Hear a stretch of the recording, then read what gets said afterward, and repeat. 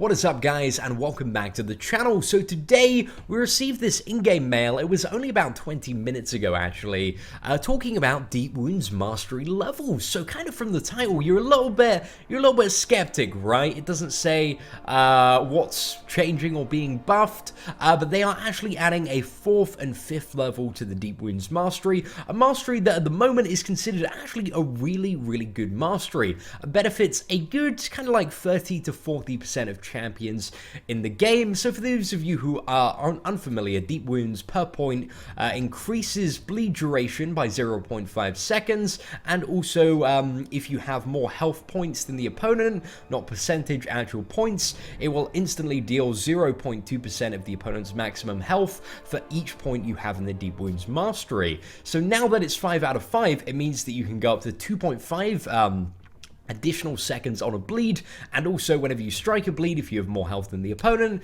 that is instantly going to deal 1% of their opponent's health.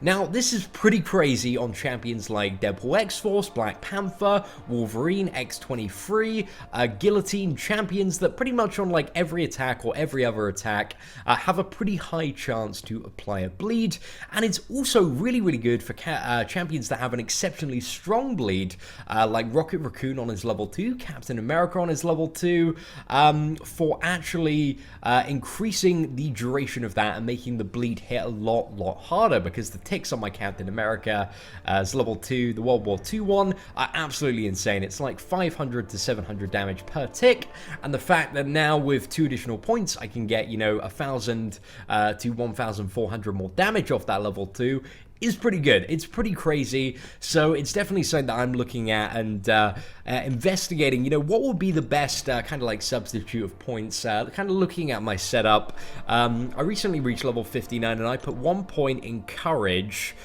which I don't really think is like super hype, because, you know, I mainly play Scarlet Witch, and I don't really like when I'm kind of like banking on a fight and thinking about what I'm going to do, I don't really like plan around like losing or you know, taking too much damage there. However, I do know that for a fact that mastery is very good in the realm, the Labyrinth of Legends, when you're constantly dying and reviving on Star-Lord. But to be honest, I think when it comes to Labyrinth of Legends, I'm just, you know, eventually when I get round to it, when I have that 550 Star-Lord, I'm going to have to completely do my masteries. So I don't think it's kind of worth, you know, building my masteries around like semi-Labyrinth of Legends. I think when I get there, I'm just going to have to go like full beast mode for Labyrinth of Legends. So I think I'm probably going to take 1 point out of that and put it in Deep Wounds, and then also I'm level 59 at the moment, so I think I'll probably get to level 60 and put the 2nd point in there. There's certainly a bit more of grinding that I could do in Act 4, even though I don't want to do it, but that will give me a crap ton of XP and allow me to reach level 60 within the next week or so,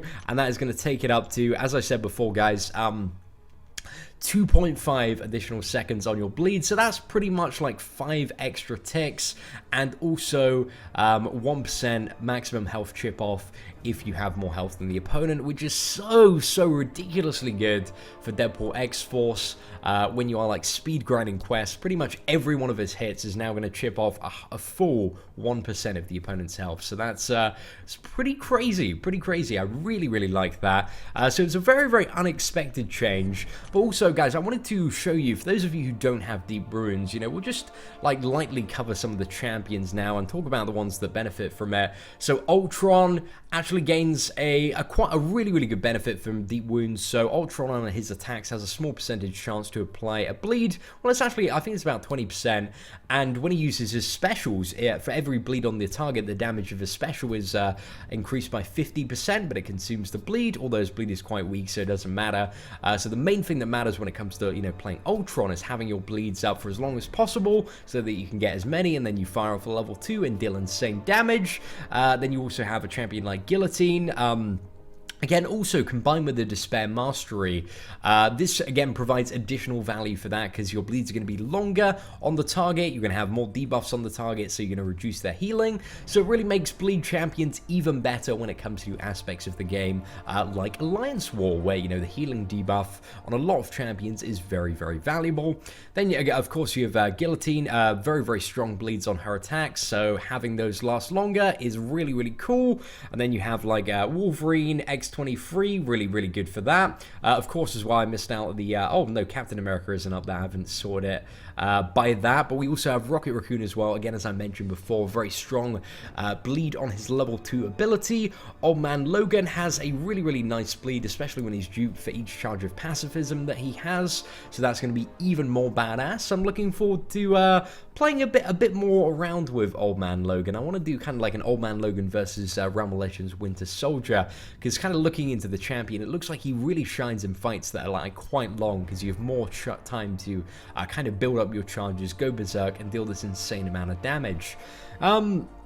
And then also, who do we have? We have Elektra, so her level 1 does a bleed, which also reduces the defensive ability accuracy of the opponent, so that is really good. Huge benefit from the champion there. And then we also have Venom Pool. Magneto has a really good bleed as well. Black Panther, classic, I think Venom, yeah, I think just normal Venom has a bleed. Like 80% sure on that. Moon Knight has a bleed as well. I think Black Panther, Civil War, he doesn't have a bleed on like most of his attacks, but I believe his level 3 bleeds. And then we've also got the Magneto Marvel Now, which bleeds. So there are, you know, it's not just like this small handful of champions that have a bleed. There are kind of a good, somewhere between like 30 to 40% of the champions in the game, and a lot of like really good top tier champions do kind of heavily benefit from this mastery. Anyway, guys, I thought I would update you on this and kind of give my thoughts on the Deep Wounds mastery and the increase. Overall, I think this is a pretty good direction, as none of the bleed champions are like super OP at the moment, but they do need a little bit more to, you know, help them out and bring them up to the kind of godly level that Thor and Scarlet Witch are at the moment.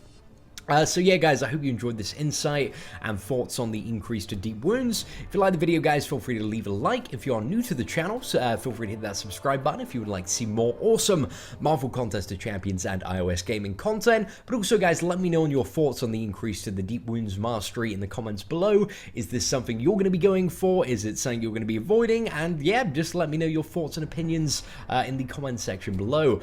Apart from that, guys, take care, and I hope that you have an absolutely fantastic day.